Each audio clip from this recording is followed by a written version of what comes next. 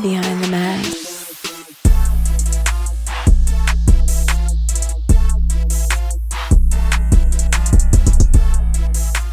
What up, my boy? What's good, family? Another day in paradise. You know what it is. Hey, man, we back in the mobile lab, BTM Lounge, and we got another special guest today. Yes, indeed. Yes, indeed. Shall I go into it? Proceed, my brother. Okay, our next guest was a dominant force in the NFL, known as one of the league's most premier defensive linemen and cornerstone of the Philadelphia Eagles defense. A six-time Pro Bowler, a Super Bowl champion, multiple-time All-Pro. Cox has built a career and defined by his relentless pass rush, versatility, and leadership on and off the field.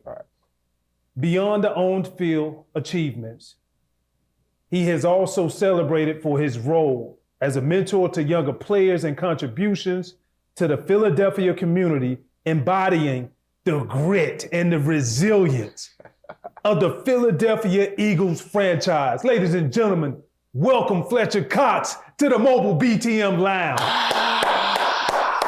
That was good. That was really good. I appreciate that. You weren't expecting that. You weren't expecting that.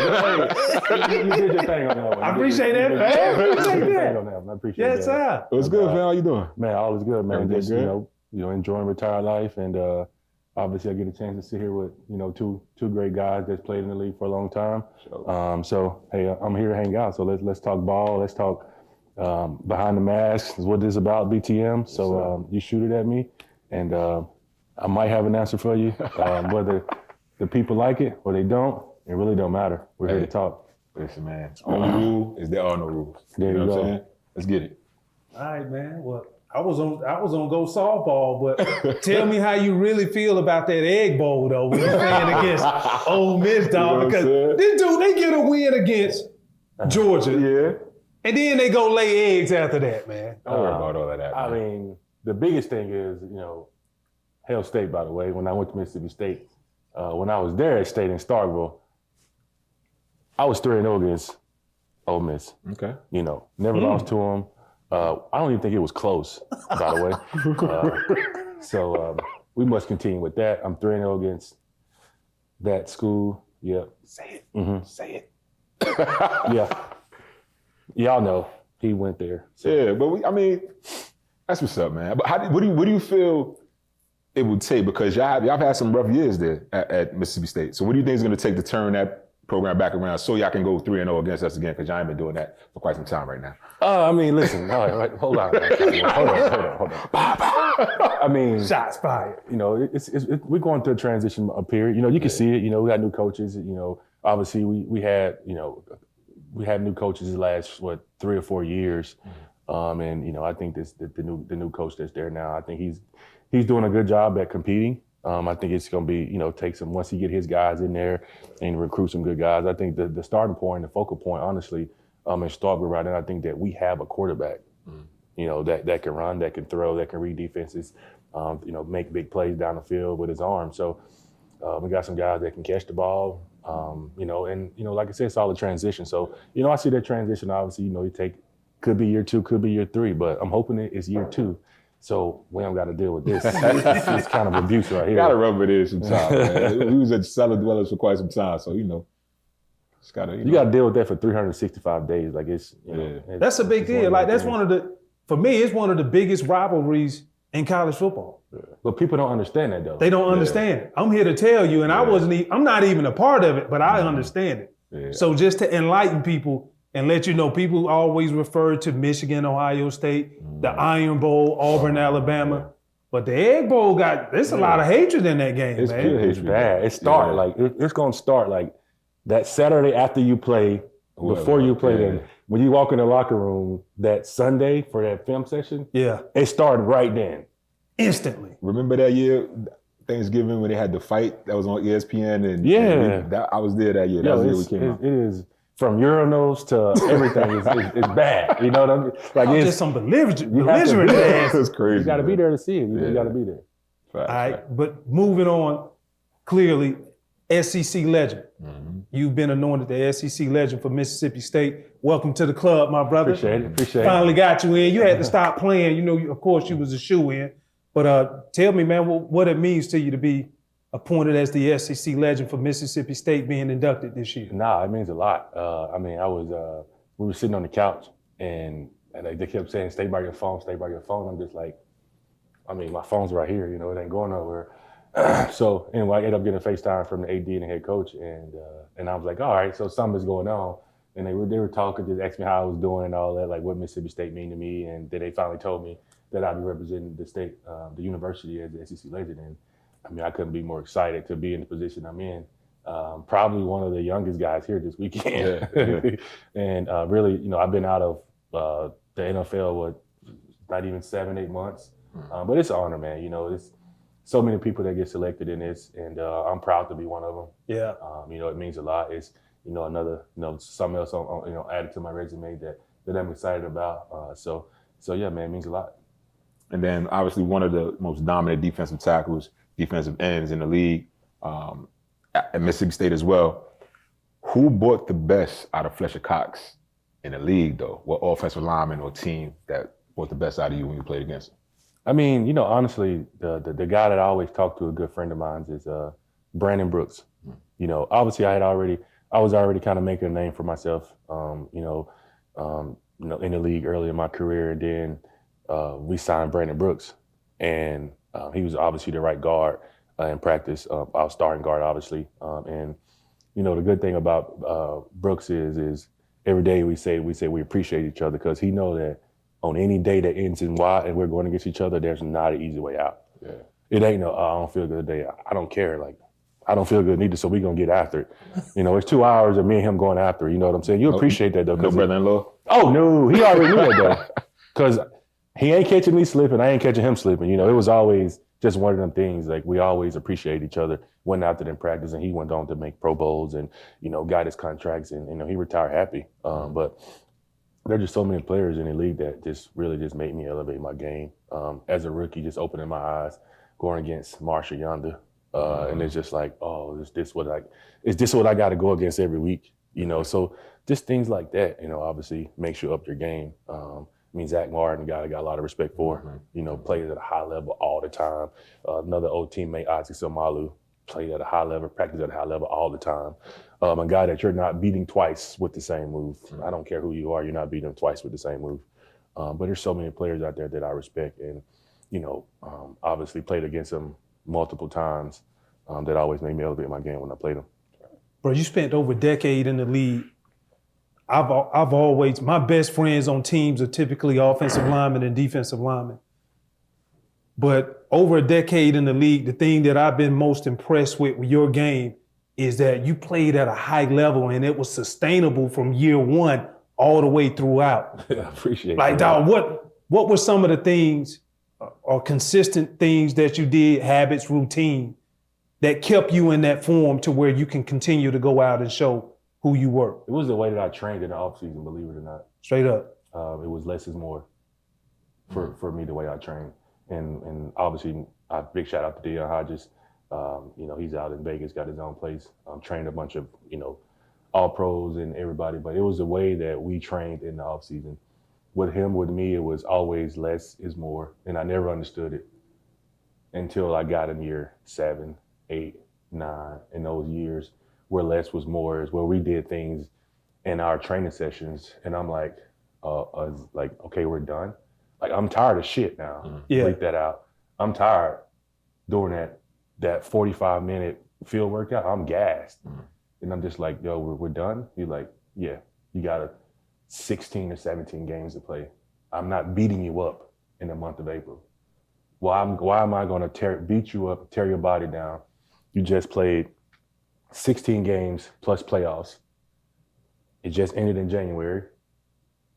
You go to the Super Bowl, been there February. So why I'm going to continue to tear your body down? I want to build your body back up so you're strong in December. That's why always less was more with him. Yeah, that's dope. Right. And I was always ready to go for training camp, always in the best shape, always strong, always made my weight, never a problem at wondering if, hey, like, you know, do we got to kind of let Fletch get into shape. No, I'm showing up. I'm ready to go. That contributed to your longevity too. Oh, absolutely. Yeah, absolutely. Yeah. Right. Yep. Well, shoot, on the field, I know you gave a lot of hits. Sure, you took some too. But this segment is powered by Yellowwood. It's called Bringing the Lumber. Right? Celebrating the hardest hits, the toughest tackles on the field, protecting your turf just like Yellowwood protects your 5-star backyard from the elements. So, what was Fletcher Cox Bringing the Lumber moment? Ooh, I had a couple, man. They got you like that? We all have them though. My rookie year, we run a ET game, and Brandon Jacobs was the running back. Mm-hmm. Giant. And he come around and chipped me, and I ran directly to the sideline. He knocked the air out of me, and I literally come get me. That's when you knew. And Brandon Jacobs ain't the typical back. Nah, he like 6'5", 6'4", 6'5", 260s? You think I'm 20 years old, I'm coming around there and I just see, boom, and I go, all the way to the sideline. All the way to the sideline. At that moment, I knew I was like, yo, we're not running this no more this game. If he's over here, we're not running this. I was like, you better go win one-on-one. Like, I don't want no games. We going straight ahead. Oh, we better win a one-on-one rush. So that made you realize like this is what the league is about. This is what the league is about. Yeah, it's a running back. This ain't no lineman. Oh no, it was a running back. When them chips hurt, man. They hurt. You see them guys getting chipped nowadays. Everybody say, oh, they need to throw this out because it hurts. Nah, man, you gotta keep that in, man. We blocking y'all, and y'all don't expect it. Boom, because y'all guess what? You said it was a TT game, right? So if I'm blocking, no, it's ET. ET first, yeah. Right. I'm the 3 technique. I was coming from a 2. Oh, 2. All right. If I'm you the 2 technique, I slide down, I'm blocking you, right? I'm thinking I'm blocking you right here. That defensive end ain't worrying about being light on my ribs. No. He gonna come down and take me out. It's the same thing as a chip. But the way that we coached it, we never did picks. Okay. They just kind of took too long. You got to make it look like a one-on-one rush. If you make any game look like a one-on-one rush, you have a probably 85% chance of getting to the quarterback and just holding the ball. I ain't never knew that one. Yeah, it's got to look like a one-on-one rush for real. If you can just go in there and if I put it on the board and make my moves and this guy coming, I'm there looking like food, like he just gonna get snapped out. Right. Yeah. You know, I don't want to get snapped out. Nah. Bro, I think about just seeing you as you finish your career, and I think about some of the guys who I saw playing defensive line in Philly, the long tradition. You know, you think of Reggie White, of course. Great, yeah. You think of Jerome Brown, God rest his soul. Freak. Another great. Yep. Javon Curse came, I was actually there with him. But when you see so many great ones come before you and you seem to be a student of the game, who would be your Mount Rushmore of defensive linemen? Man, it's so many greats out there. Like you can't even put like a list on, on the players that's up there. You know, obviously you just named a couple. Right. As I go watch, you got to put AD in there. You know what I'm saying? D tackles. JJ Watt played inside a lot. You got to put him in there. Sure did. Even as a young player, I watched Justin Smith. Yeah. I watched him. Yeah. You know what I'm saying? Yeah. People don't realize how dominant Justin was because he came in as a defensive end. Mizzou, SEC, and then they moved him down to the 3 technique when he got to San Francisco. He was a beast. He just beat people up. Just beat people up. He just been Chris Jones. Oh yeah. Jeffrey Simmons. Yep. You know what I'm saying? Which he don't get enough credit as he deserves. Jeffrey don't get enough credit he deserves. Yeah. He should put a multi-all-pro, multi-pro bowler. Like, the dude takes over games. You know, we chat and we talk about ways that people are blocking him and things and such, and I try to help him out as much as I can. But the list can keep going and going and going. Right. Grady Jarrett. Yeah. I like watching him. Slippery. look at. I'll even go look at, you know, a guy that's really coming into himself. Malik Collins. I respect his game a lot. Yep. I'm in San Fran now. Yeah, like I respect his game a lot. Obviously, I played with Hargrave, really, really good pass rusher. You know, like the list can keep going on, and you can get bored with it. But like when I go watch D-Linemen, I really watch. I want to watch, like, is this guy using his hands? That's the first thing I want to see. Yeah. You know, good D-Linemen use their hands. That's good D-tackle use their hands. That's point blank. You know. I was always taught that. Even in high school, you use your hands, I guarantee you'll go to the next level. Oh, absolutely. That's what they used to say. Yeah, absolutely. Get up off me. I don't need people like him on me. Yeah. Get up off me. We ain't got nothing to talk about. Get up off me. We got nothing to talk about. You know what I admire about your career, man? Obviously, you did your thing while playing. A lot of guys get forced out the league, you know, or maybe injuries, can't keep going. Father time catches up to them. But you gracefully bowed out. You said, you know what? I did my time. I'm good. So when September hit this year, week 1, did you miss the game?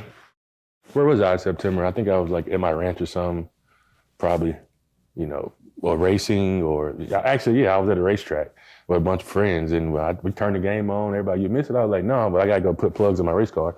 And so I went to go put spark plugs in my race car and that's what it was. So you good with it. You chill. You in peace. I left on my time. I'm at peace. I gave the game, you know, so much. The game gave me so much back. And I felt like it was time for me to give it up. You know, I wasn't forced out. Injuries didn't keep me out. You know, I did my 12 years. I played at a high level for 12 years. And, you know, that's about it. You know, I don't miss the game. You know, the biggest thing you miss is some of the people in the building. Yeah, a lot of fun. That you just see every day and you go stop in their office every day just to say, hey, you know, excuse me, but that's really, you know, the stuff you miss. But now I can just pick up the phone and text them and, you know, go from there. Shout out to Coach P. We talked about Coach P before, so yeah. Nunzio. Yeah, oh, no doubt. You know he gonna be there. I think I got to go in the building, I think Tuesday. Okay. So I know I got, if I don't see him, he's probably gonna try to fight me.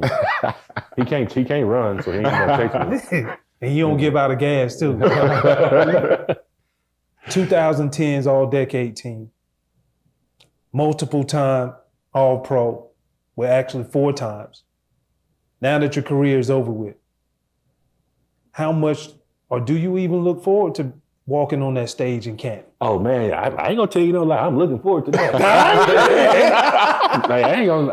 I appreciate everything, but man, hopefully I get the door knock one day. You know, now that's the ultimate. You know, I got 4 years after this, so hopefully, definitely looking forward to that, man. And you know, that'll be the nail in the coffin right there. To walk up there, and you know, I already know who I'm choosing to pull my mask off, my cape off.